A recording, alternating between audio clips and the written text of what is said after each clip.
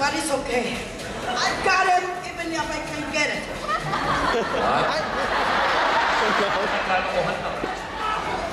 Ha? Mali? Sige, gandang pakinggan eh. Okay na rin. Marisa! Tika saan ka, Marisa? Taga-Seattle. Seattle! Ilang oras ang kailangan dumating sa Canada? Alas 12. Alam ko na, no? Di ba traffic doon sa border? Traffic. Ilang oras ka doon sa border? Hindi ako na inspection, pero okay lang. Na-infection ka?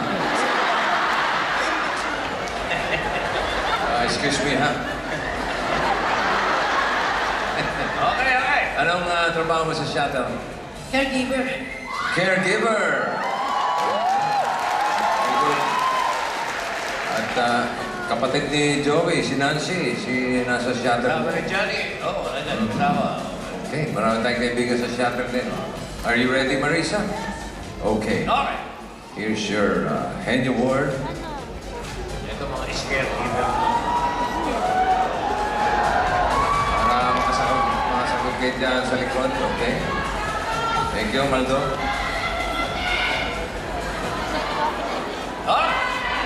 O, ito may tip ha.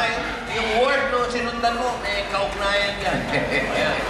Magkakamag-anak eh. Okay. Are you ready, Marisa? 2 minutes. Ready. Go. Tao ba to? Ang trabaho niya ba, nurse?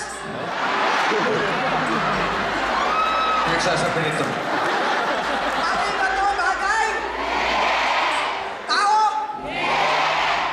Ano, di ko marinig? Suntado. Ay, kaya ko, wala. Lugar? Dito ba sa Canada? Yes? North? South? Sa United States? United States. Sa Pilipinas ba? Manila? Luzon? Bisaya? Leyte? Bisaya eh. Cebu?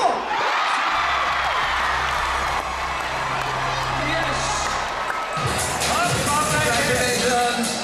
Tanggapin mo ang $100 certificate from Western Union and t-shirts from Infulaga and from Western Union as well.